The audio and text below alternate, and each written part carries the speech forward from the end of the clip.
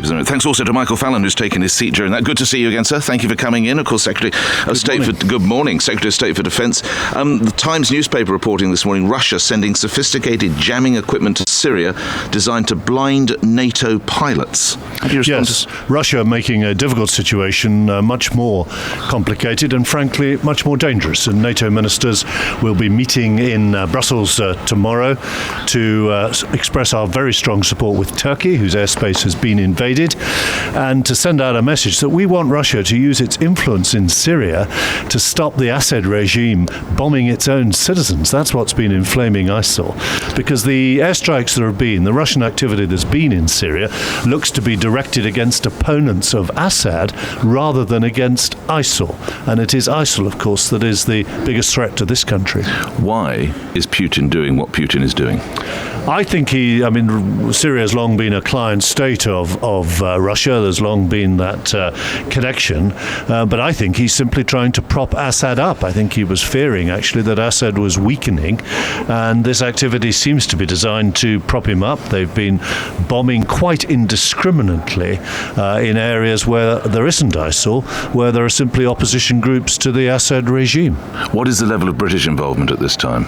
Well, we don't have authority to conduct military strikes in Syria. We're helping with intelligence gathering and surveillance using our surveillance aircraft, and we're taking the fight to ISIL in Iraq. But of course, it's quite illogical when ISIL doesn't respect the border between Iraq and Syria. It's quite illogical that we're not able to operate, for example, against ISIL's headquarters, the area in and around Raqqa in northeast Syria, where American aircraft are striking, French aircraft are now engaged, Australian aircraft, but not yet British, and we're building a consensus in Parliament to allow us to do that when we can. And that is the key. When is Parliament going to get a vote? Well, when we're sure we're going to win it. It's a new Parliament. We've been working with new MPs on both sides to explain the rationale but that ISIL you have a majority, don't you? We have a very small majority, but so there are Conservative MPs, rebels would not support it. There are rebels not rebels, but there are people on both sides of the House who need to be convinced, who 2 years ago weren't convinced and possibly now regret their vote. Look at the number of deaths and displacement of people there have been over the last 2 years, and we have to make the case again for action in Syria as well as in Iraq, and we're doing that. And how would you make that case then? Well, the case is this. ISIL is a threat to the democratic government of Iraq that have asked us for help, but that threat is being directed and organised, command and control, logistics, the supply routes from northeast Syria, where ISIL is headquartered, and it's also a very direct threat to us. And is it really right that to keep the streets of Britain safe, we should be relying on Australian aircraft coming right around the world, or French aircraft or American aircraft? We have a very direct interest in not seeing ISIL flourish and indeed helping the government of Iraq to combat it. So surely if it's a matter of national security, keeping the streets of Britain safe, the Conservatives must all vote as one. Well, we want as many MPs as possible to. But you just said it was to keep the people safe. Surely the Conservatives would get that. Yes, I think they do. And then we can go have the vote next week. There were a small number last time who were not persuaded, and there are certainly some on the Labour side, including the Labour leader, who is clearly not persuaded. So we've got to work hard at building a consensus for action on both sides of the border. But meantime, we've got to get the Russians to stop propping up the Assad regime and helping keep this dictator in power. So it would have been better had the bombing taken place 2 years ago?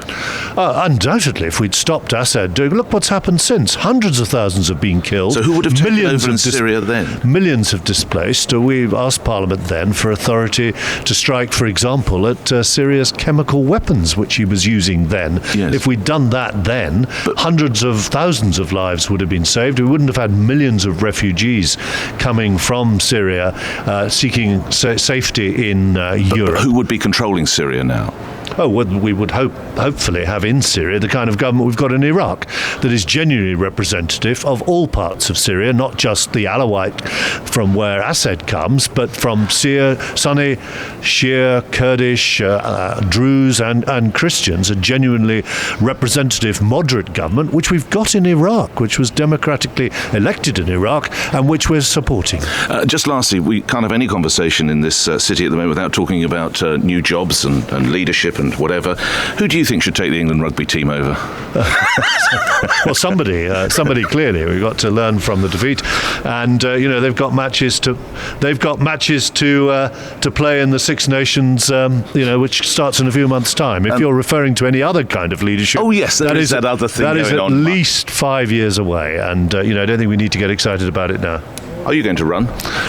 Look, there isn't a leadership contest for 5 years. David Cameron will be making the point. Respectfully, sir, that wasn't the question. Well, the question was, are you going to run? David Cameron will be making the point this afternoon that he's only halfway through his stretch of 10 years. Plenty of important work to be done to not just turn the economy around, but to help turn Britain round generationally. A huge announcement today on getting people into the housing ladder. There is not a leadership vacancy at the moment. But when there is, last chance, last time even. I'm certainly not going to be involved in it. You're not going to be involved in it? Well, nobody should be involved in the leadership at the moment. We should all be focused on the work in hand, which is not sitting back and celebrating an election victory, but driving forward these important changes, a 7-day week NHS, helping young people for the first time get onto the housing ladder, it boosts the new national living wage for those on the lowest incomes, and helping everybody in this country have a proper stake in our society. Always good to see you, Defence Secretary Michael Fallon. Thank you. I decided to do it because it is an important subject in relation to members of the public. But obviously, of course, a lot of attention has been focused this summer on the migration crisis in Europe, on the issue of Syrian refugees. And that's why I devoted quite a portion of my speech